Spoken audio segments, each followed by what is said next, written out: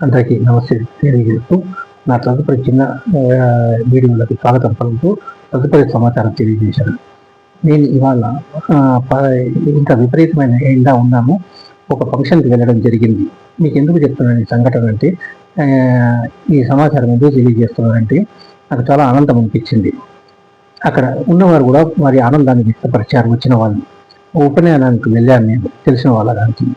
వాళ్ళ భార్యాభర్తలు సంప్రదాయ దుస్తుల్లో వారి అక్కడికి చిన్న పిల్లలు నృత్య ప్రదర్శన చేశారు. చాలా చక్కగా సాంప్రదాయబద్ధంగా చేశారు. చాలా ఆకర్షణీయంగా అనిపించింది.